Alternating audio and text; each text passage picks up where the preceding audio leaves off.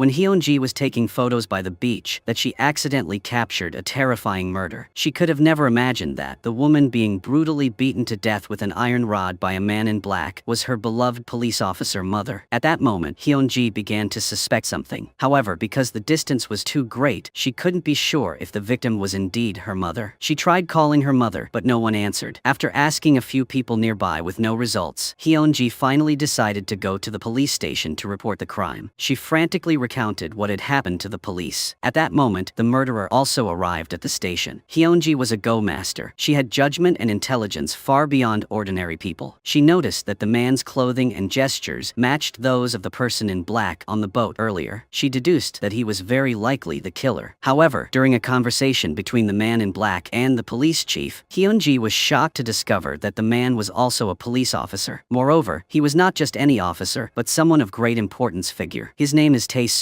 Hyunji immediately sensed something was wrong. Then she quickly led her sister and younger brother away. As soon as they left, the man in black noticed their strange behavior and began to chase after them. However, they had already headed towards the prosecutor's office. When Tae-suk learned they had gone there, knowing his position prevented him from intervening, he hurriedly called the eldest daughter, Ye-nam. He asked Ye-nam to find someone to help. At that moment, Hyunji was waiting at the prosecutor's office. Surprisingly, that the chief prosecutor himself welcomed her. He also assured her that he would closely follow the case, telling her to rest assured and wait for news at home. But what Hyunji could never have anticipated was that when the chief prosecutor returned home, the person waiting for him was none other than Ye-nam. Even more surprising was the two of them were married with each other. Meanwhile, after Hyunji returned home, she couldn't sleep due to her worry for her mother, so she went outside for some fresh air. Just then, a figure dressed in black was slowly approaching. It was none other than that murderer himself. Hyunji quickly hid. At that moment, she recalled how she had revealed her family's information to the chief prosecutor earlier in the day. She began to realize the seriousness of the situation. Hyunji quickly rushed back to her room. She woke her sister and brother, who were fast asleep. They then fled toward the alley. Unexpectedly, that they were spotted by Tae-suk. He immediately started chasing them. To evade Tae-suk's pursuit, Hyunji decided to let her sister and brother hide first, while she would act as a decoy to distract the killer. Just as Hyunji was about to be caught by the killer, Jenny's bodyguard appeared in time and saved her. The arrival of this man would later change Hyunji's destiny. Once the danger had been averted, the two of them returned to look for Hyunji's sister and brother, but they were nowhere to be found. Only a phone was left on the ground. Meanwhile, Tae-suk went to see Ye-nam. He informed her that Hyunji had been rescued by Jenny's people. Ye-nam was deeply shaken by this, as she had never defeated Jenny before. She feared that she would lose everything. However, Tae-suk assured her that he would destroy all evidence, and even if things got out of control, he would take full responsibility, ensuring that neither Ye-nam nor Mayor Do would be affected. These words moved Ye-nam deeply. It seemed that there was an unspeakable secret between the two of them. However, before Ye-nam could gather her thoughts that Mayor Do received some bad news. Someone had sent Mayor Do a message, and inside was a video of him committing murder on the boat. If this information were to be leaked, his reputation would be completely destroyed. Mayor Do furiously called Ye-nam. He blamed her for ruining everything and letting someone gain leverage over them. He decided to stop cooperating with Ye-nam and sought someone else instead. That person was Jenny. Meanwhile, a bus suddenly lost control and plunged down a mountainside, causing a serious traffic accident. It put all the passengers' lives in danger. Amid the chaos, a woman seized the opportunity to steal a ring from a pregnant, but completely unaware that the ring had a significant history. Just as she was about to leave with the ring, the pregnant woman, that barely clinging to life, grabbed her. However, the pregnant woman did not ask the woman to return the ring. She just hoped that the woman could save her daughter. Unexpectedly, that this cold-blooded woman did not reach out to help. The woman didn't even glance at the little girl and simply left the scene. At that moment, her only focus was on the ring. Shortly after that, the injured were taken to the hospital. Fortunately, the little girl was unharmed, but her mother was in critical condition. The doctors immediately decided to perform emergency treatment on the mother. However, at that critical moment, a group of men dressed in black suddenly stormed into the hospital. They rummaged through things looking for something. When they saw the ring on the woman's hand, their attitude changed instantly to one of deep respect. It turned out that the ring was a symbol of a wealthy and powerful family. They mistakenly believed the woman was the long-lost daughter-in-law of the family. The woman was very clever that quickly realized the situation. She silently acknowledged this false identity. As a result, the doctors who were supposed to save the mother shifted their attention to treating the other woman instead. The real daughter-in-law of the wealthy family was not treated in time, leading to the mother's death, and unable to see her daughter one last time. The little girl was desperate to reclaim what was rightfully hers, so she ran away from the orphanage where she had lived for many years. She went to work as a servant at an exclusive bathhouse for high-class ladies. In here, the girl met the woman who had stolen her mother's identity. Her name was Yo-Ok. In order to get close to this woman, the girl showcased her sharp business acumen. Coincidentally, that she caught Yo-Ok's attention. As a result, Yo-O kept the girl by her side for 20 years, and soon, Yo-Ok would become the girl's mother-in-law. That girl was Jenny. She wanted to use Mayor Do's situation to pressure Yo-Ok into agreeing to her marriage with Yo-Ok's son. That way, Jenny would have the capacity to confront Yo-Ok. On that day, Mayor Do came to Jenny. He agreed that if Jenny dealt with the video issue, he would coerce his people into cooperating with her. Jenny was straightforward in her response. She told him that if she could help him rise to power in the first place, she would have no problem grooming someone new to take his place. However, in order to secure the International Urban Development Project, Jenny ultimately agreed to help Mayor Do with the issue. Not long after Jenny had already identified the target audience, it was none other than the largest gang in the region. Jenny brought along Seon Woo and his crew to meet them. However, the gang members showed no respect. The gang blocked them outside. They even refused to let Jenny bring her bodyguards in for the negotiation. Jenny had no choice but to take Hyunji inside with her. The arrogant gang leader told Jenny that if she wanted the video back, she would have to trade one of her subsidiary companies for it, because he also wanted to join the Urban Development Project. He even had the contract prepared. Just as Jenny was about to sign it, that Hyunji suddenly spoke up to stop her. Hyunji warned Jenny not to sign. He was lying. Based on her years of playing Go, Hyunji noticed that the gang leader's subordinate was overly nervous. It meant that something was off with the video. Jenny immediately opened it to check, and sure enough, the video was a fake. She called Sonwoo in at once. He swiftly kicked the gang leader's subordinate aside. Sonwoo single-handedly took down all of the gang leader's men. Then he led his crew to break down the door and storm inside. Seeing Sonwoo's fierce energy, the gang leader quickly pressured his subordinate to reveal the whereabouts of the real video. It turned out that the subordinate had long saved the video, in an unguarded moment that a surgeon had secretly taken it. Meanwhile, Yeonam ordered Taesuk to immediately find the person who sent the video. Taesuk traced the email address to an internet cafe where the video was sent. Moreover, he even passed by the surgeon without realizing it. At the same time, through the investigation, Seonwoo also located the hospital where the surgeon worked, so he brought Hyunji there right away. When they arrived at the hospital, the surgeon was just about to flee with the video. At that moment, police sirens blared outside the hospital, but they hadn't called the police. It meant something unusual was happening. To avoid unnecessary trouble, Sonwoo had no choice but to take the surgeon and escape first. Hyunji once again saw the man in black who had killed her mother appear before her. Taesuk realized that the surgeon had been taken by someone else. He quickly contacted Yeonam, and this time, it was a battle between Jenny and Yeonam. Who would be the final winner? The doctor kept nodding, but suddenly he took out a needle and stabbed himself. The two people in the car sensed something was wrong, but by then the surgeon had already lost consciousness. Sonwoo immediately called Jenny, but while he was on the phone, Hyunji drove to take the surgeon away, as she wanted to use the video he had to search for her long-lost mother. She hid the surgeon in an apartment. The two took care of each other. The surgeon told Hyunji that he had cancer and didn't have much time left. He only wanted to use the video to get some money to help his parents pay off their debts. Hearing this, Hyunji's desire to find her mother surged again. However, the rescue team had searched the sea for a long time, but they found no information related to her mother. Just then, the police sent over some information. They said that they had recovered the body of a 50-year-old woman. Upon hearing this, Hyunji rushed to the site to check. She cried, but not from sadness. She was overwhelmed with joy because the body wasn't her mother. This meant her mother was still alive. Although she couldn't find her mother's whereabouts, Hyunji hoped to uncover some clues through the man in black. So she bought a phone. Then, she called the man in black who had killed her mother, demanding that he hand her over. However, Hyunji had underestimated the dangers of society. The man in black and Yeonam went to meet the gang for seeking to collaborate. If the gang could find the video from the surgeon, Yeonam would allow the gang leader to join the International Urban Development Project. Meanwhile, Sonwoo informed Jenny that Hyunji had taken the surgeon away. Yet Jenny believed Hyunji to be a highly valuable ally. She then instructed Sonwoo to find Hyunji's older sister and younger brother, pretending to offer help. He was to convince the sister to arrange a meeting with Hyunji. However, when Hyunji's sister saw the handsome Sonwoo, she seemed unable to control herself. She even asked him to be gentle when playing his role. That left Sonwoo at a loss for how to react. Shortly after Jenny and Hyunji met, Jenny told Hyunji that she had a way for both her and the surgeon to survive. Jenny then had Sonwoo Seonwoo bring out Hyunji's sister. Upon seeing her sister being kidnapped, Hyunji had no choice but to agree to work with Jenny. When they headed to the apartment to take the surgeon away, on the doctor's side there was a problem. The gang decided to use the doctor's parents to lure him out and then capture him. Seeing this, the doctor immediately fled. When he reached a field of reeds, his illness suddenly flared up. That caused him to collapse and be unable to get back on his feet. In order to survive, he had no choice but to hand over the video of the mayor's criminal acts. However, Tae-suk, in order to cover up his attempted murder, pressed the doctor for information about Hyunji's whereabouts. Despite this, the doctor did not tell Tae-suk the truth. The doctor thought Tae-suk would let him go, but as soon as he tried to stand up and escape, Tae-suk raised his gun and shot him. Upon hearing the gunshot, Seonwoo and Hyunji rushed forward, but by the time they arrived, that the doctor was already close to death. Seonwoo immediately called the police. Seeing the doctor die right in front of her, Hyunji was filled with regret. She blamed herself for indirectly causing his death through her actions. To avoid further unnecessary complications, Seonwoo gave Hyunji the address of her sister and brother. He told her not to get involved in these matters any further. Soon after, Yenam handed the incriminating video to the mayor. Originally, she thought she could collaborate with him to defeat Jenny, but unexpectedly, the mayor allowed both Yenam and Jenny to participate together in the development project. Yenam could never have imagined that Mayor Do didn't dare offend Jenny at all, and in the end, Jenny successfully married into Yenam's family, becoming her sister-in-law. But how could Yenam be willing to accept that? She decided to compete head-on. So Yenam planned to take advantage of her husband's position as the chief prosecutor. Then she falsely accused Seonwoo of being the murderer of the doctor. The prosecution quickly came to take Seonwoo away. They presented fabricated evidence to prove Seonwoo's guilt. However, Seonwoo had not killed anyone, so he naturally refused to admit to it. Nonetheless, Yenam called Jenny and threatened her. She said that if she wanted to save Seonwoo, that she must meet two conditions. Firstly, she had to stay away from Yenam's eldest brother, and secondly, she must withdraw from the international development projects. The eldest brother's name was Hyuk, and Jenny had to choose between Hyuk and Seonwoo. Of course, Jenny wouldn't compromise. She then went to the prison to visit Seonwoo. She told him that he wouldn't have to stay in prison for too long because he still had something to rely on. That person was Hyunji. Hyunji would take Seonwoo's place as the real culprit. Do you know just how much Korean women know how to enjoy life? Even their massages are incredibly unique. Yoo-ok called a butler with particularly skilled feet for a special foot massage. It turns out that lately, chairwoman Yoo-ok had been losing at cards repeatedly. She believed that her hands were unlucky, so she had to use her feet instead. In fact, the butler had always been Yoo-ok's confidant. A few years ago, Yoo-ok had him as her personal hand masseuse, but now he mostly worked for her daughter, Yenam. Yenam, in order to become the mistress of the house, even suspected his own brother of not having the same father. She ordered the butler to find their second grandfather, who had been living in seclusion for many years, and secretly conduct a paternity test. When Yenam was young, she had once witnessed her mother secretly took Hyuk to meet a strange man. Because of this, Yenam suspected that this man was Hyuk's biological father. If she could prove that Hyuk was not of the family's bloodline, Yenam could seize the opportunity to defeat her sister-in-law Jenny in one stroke. Then, she could force Jenny out of the family. But Yenam didn't know that what she was about to do would anger her mother. In the end, she would lose everything. The next day, Yenam ordered Tae-suk to find the second grandfather, who had been in hiding for many years, and to secretly collect a DNA sample from him. After finding the second grandfather, Yenam immediately drove over and going to visit him. However, at the moment she opened the door, Yenam was shocked to see that the person sitting in the room was her own mother. It turned out that the grandfather Tae-suk had found was actually an actor hired by Jenny to play the role. Earlier that morning, the butler had already informed chairwoman Yoo-ok of all of Yenam's actions. As it turned out, the butler still preferred his job of giving foot massages. Chairwoman Yoo-ok, in order to teach her daughter a lesson, had actually joined forces with Jenny. Naturally, Jenny wouldn't miss such an opportunity. To teach Yenam a lesson, Jenny agreed to cooperate with chairwoman Yoo-ok. This was also the first collaboration between mother-in-law and daughter-in-law. It was something truly legendary. But Yenam never expected that the mother who despised Jenny so much would actually choose to team up with her to confront her own daughter. This time, Yenam had uncovered one of chairwoman Yoo-ok's secrets. Therefore, chairwoman Yoo-ok took back all of Yenam's shares in the company. Then he told Yenam to go to the US to take care of her child. However, Yenam could not accept defeat so easily. She wanted to use Seonwoo to threaten Jenny, forcing Jenny to leave Hyuk, and by doing so, she could be able to stay. But to pin the blame on Seonwoo, she needed to take care of the last loose end. So Tae-suk once again sought out the gang, hoping they would capture Hyunji, and made her could not able to talk forever. What they didn't expect was that Hyunji actually sought out Jenny on her own. She requested wanted to cooperate with her, because Hyunji knew that only by working with Jenny would she have a chance to survive and find her biological mother. However, to her surprise, Jenny laid down a condition. She stated that within an hour, Hyunji would become a murder suspect, but Jenny assured her that she would get Hyunji out of prison. However, it required absolute trust between them. Jenny asked Hyunji if she dared to take the risk. At the same time, Ye-nam had already come up with a plan. She was confident that Jenny would leave Hyuk for Seon-woo. Moreover, she would abandon the urban development projects. Because recently Ye-nam discovered that ever since Jenny married into her family, Jenny had never shared a bed with Hyuk. So Ye-nam concluded that Jenny only had Seon-woo in her heart and not Hyuk. However, what Ye-nam didn't expect was that an uninvited guest had appeared beside her husband, and that person was Hyunji. She had gone to the prosecutor's office to meet Ye-nam's husband, but at that moment, Seon-woo suddenly stepped out. He pulled out a power of attorney from his pocket. From that moment on, Seon-woo was no longer a murder suspect. Instead, he became Hyunji's defense attorney. The chief prosecutor was still unclear about the situation. He was taken aback when Hyunji directly told him that she had taken the victim to the shooting range and had accidentally killed the doctor. She explained that the video the victim had in his possession contained clues about her mother's disappearance. Upon hearing this, the chief prosecutor became flustered. He quickly found an opportunity to step out and call his wife, telling her that if Hyunji's case was confirmed, everyone involved would be dragged into it. But things had already come this far, and there was no way Ye-nam could back down. She decided to sacrifice Tae-suk. Then Ye-nam revealed Tae-suk's actions to her husband. Shortly after, Tae-suk was arrested in the parking garage, whereas the chief prosecutor began a private interrogation with Hyunji. As soon as he opened his mouth, the chief prosecutor shocked Hyunji. He said that the killer of her mother had been found. He told her that if she voluntarily withdrew from this case, they would take revenge for her mother. Upon hearing this, Hyunji seemed to waver slightly. Could it be that to avenge her mother, Hyunji would betray Jenny and Seon-woo? However, Jenny was firm in saying that Hyunji would not betray her. And indeed, Hyunji resolutely refused the chief prosecutor's offer. Hyunji knew that only by siding with Jenny could she continue to survive. Tae-suk was just their pawn, but behind him was someone even more powerful. If Hyunji chose the wrong side, then she would be the next to die. Meanwhile, in the dining hall, there was a hint of sadness in Ye-nam's eyes. But in the next moment, Tae-suk slowly walked toward her. He had not been taken away after all. Hyunji had refused the chief prosecutor's terms, so Tae-suk no longer needed to be sacrificed. But Tae-suk told Ye-nam that if he ever considered her as his wife again, he would not return. After returning home, Ye-nam scolded her husband for being useless. Then she asked him why Hyunji had rejected them. Her husband told her that the trial was about to take place. Either admit defeat to Jenny or beg Ye-nam's mother for help. Of course, Ye-nam chose the second option. When Chairwoman Yo-ok learned that Ye-nam had lost to Jenny, she mercilessly insulted her. She told Ye-nam to admit defeat in front of Jenny. She even said that if Ye-nam didn't admit defeat, she would send her back to America. As Chairwoman Yo-ok knew that Ye-nam was no match for Jenny, rather than waste her favor helping Ye-nam, it was better to let her directly concede defeat. Ye-nam had no other options left. In order to stay and continue competing with Jenny in the urban development projects, Ye-nam just could bow her head and admit defeat in front of Jenny. However, Ye-nam still wanted to take advantage of Hyunji to take the blame for all her crimes. But Jenny responded that she would not let Hyunji take responsibility. Instead, Jenny wanted Hyunji to work by her side so that she could keep Ye-nam under her control. Afterward, Seon-woo created a falsified report. He claimed that Hyunji was mentally ill. The police then brought Ga-yeon, a substitute culprit, to take the blame for the two cases. Jenny waited outside the prison, ready to welcome Hyunji upon her release. The two women met and understood each other without words. Both Jenny and Hyunji had backup plans. If Hyunji betrayed Jenny, then both Hyunji and her sister would be captured. Hyunji had already guessed Jenny's thoughts, so she hid the two sisters first. Luckily, Jenny and Hyunji trusted each other enough. Jenny didn't use the sisters as leverage to threaten Hyunji, and in return, that Hyunji did not betray her. Hyunji then became Jenny's trusted right-hand woman. However, since Ye-nam had lost to Jenny, all the assets under Ye-nam's name were taken back by Chairwoman Yo-ok. Not only that, but Ye-nam was also sent back to America, and she was barred from participating in the urban development projects. But Ye-nam was not one to give up so easily. She was determined that before leaving the country, she must deal with Jenny and force Yo-ok to change her decision. Recently, Ye-nam discovered that Hyuk was not sleeping in the same bed as Jenny. Instead, Hyuk had been booking a room at the family's hotel every week. Suddenly, an idea came to Ye-nam. A short while later, she took the hotel's master keycard and brought along two reporters, directly barging straight into the room. But what Ye-nam didn't know was that the man in the room wasn't her brother. It was a stranger. But a moment later, Hyuk slowly emerged. After 3 years of marriage, her husband often spent nights away from home. He even went on dates with another man in their own family hotel. What was even more surprising was that after Jenny discovered the secret, she not only didn't blame her husband but looked at him with sympathy. It turned out that Jenny had known all about this for a long time. 20 years ago, she had inadvertently uncovered her husband's secret, and from that day on, she had kept it for him. After all, Hyuk was the first man to enter Jenny's heart. However, now her own sister Yeonam had come with reporters and uncovered Hyuk's secret. Yeonam realized that she no longer needed to leave this house, as she held Hyuk's weakness in her hands. She then took her plane ticket to America. Then she went to find chairwoman Yoo-ok, returning the ticket to her mother without hesitation. Furthermore, Yeonam pulled out pictures of Hyuk on a date with another man to blackmail chairwoman Yoo-ok. Yeonam stated that perhaps she didn't need to leave the company after all. Chairwoman Yoo-ok was taken aback, realizing that her daughter had become this reckless just to stay and confront Jenny. Yeonam even threatened her mother with the pictures of Hyuk. She understood that among the three siblings, the one her mother loved the most was Hyuk. Now that Hyuk's secret had been exposed, their mother couldn't just sit back and do nothing. Yeonam's actions at this moment intentionally targeted Yoo-ok's weakness. Faced with her mother's anger, Yeonam found an excuse, saying that she had learned all these things from her mother. If her mother hadn't forced her to leave, she wouldn't have done such things. To protect her son's reputation and the family's honor, Chairwoman Yoo-ok had no choice but to agree to Yeonam's conditions. Afterward, Chairwoman Yoo-ok sought out her daughter-in-law Jenny. She warned her to discipline her husband properly and not to embarrass the family, or she would lose everything she had. Upon returning to her room, Jenny looked at the man in front of her with even greater heartbreak. One of the reasons they got married was to help Hyuk keep this secret. They had thought this secret would never be discovered, but unexpectedly, it had been uncovered by her own sister. Jenny told her husband that now there were only two options left. Once is he pretended to go on a business trip and then ran away with that man. Two was use the excuse of a business trip to break up with him and return to her side. At this moment, Hyuk didn't know what to do. He could only temporarily follow Jenny's advice and leave his family. Meanwhile, Yeonam successfully stayed behind and took on urban development projects alongside Jenny. However, just as one problem seemed to be resolved, that another one emerged. To expedite the urban development projects as quickly as possible, Son-woo followed Jenny's instructions. When he prepared to buy land from an elderly man, he was stopped by gangsters. Fortunately, Son-woo was skilled in martial arts and quickly knocked down the gangsters. However, the owner of the house mistook Son-woo for one of the gangsters trying to rob him, so without waiting for Son-woo to explain, the old man kicked him out. Elsewhere, the gangster boss wanted to be involved in the city's development, so he discussed cooperation with the mayor. He confidently claimed that his influence was even stronger than the Do families. At that moment, one of his underlings called to inform him that someone was preventing them from seizing the land. The gangster boss immediately ordered his men to deal with this issue. They then took advantage of a little girl and lure Son-woo and the others into a warehouse. Then they used a metal chain to lock the door. Son-woo intended to call for help, but others misunderstood him and thought he wanted to report to the police. It turned out that among this group were also wanted criminals. Son-woo realized how dangerous this place was, so he instructed Hyunji's group to leave first. Indeed, after forcing the old man to sign the contract, the gangsters ruthlessly burned down the entire house. The fire grew larger and quickly spread to the warehouse. It trapped Son-woo and the others in a sea of flames with no way to escape. Everyone began to panic and unsure of what to do. However, while this danger was yet to be resolved, an even bigger problem was about to erupt elsewhere. Chairman Yoo-ok had started to suspect Jenny's true identity and was waiting for her to fall into the trap. In the car accident 20 years ago, Yoo-ok had secretly taken the token of Jenny's mother. Then, she usurped her position in the family and becoming the chairperson of the leading chaebol. However, something strange had been happening recently. Ever since Jenny married into the family, Chairman Yoo-ok had been living in constant unease. Today, a fortune teller unexpectedly visited her home and told Chairman Yoo-ok that in a foggy dream, he saw a deer rush into her house and then stop in this place. According to the guidance of the spirits, this is an omen of bad luck. Upon hearing this, Chairman Yoo-ok suddenly became terrified. These words filled her with extreme anxiety, because that year when Yoo-ok took Jenny's mother's ring, Jenny's mother had desperately pleaded with Yoo-ok to save her daughter. However, Chairman Yoo-ok coldly walked away without rescuing the little girl. Since then, the girl's fate has become a haunting concern for Yoo-ok. In fact, Chairman Yoo-ok didn't rise to her current position solely through ruthlessness, but also through meticulous caution in every move she made. Afterward, Chairman Yoo-ok called the butler. She asked if the child from the car accident years ago had been dealt with. The butler assured her that the child had died long ago. The hospital also had records confirming her death.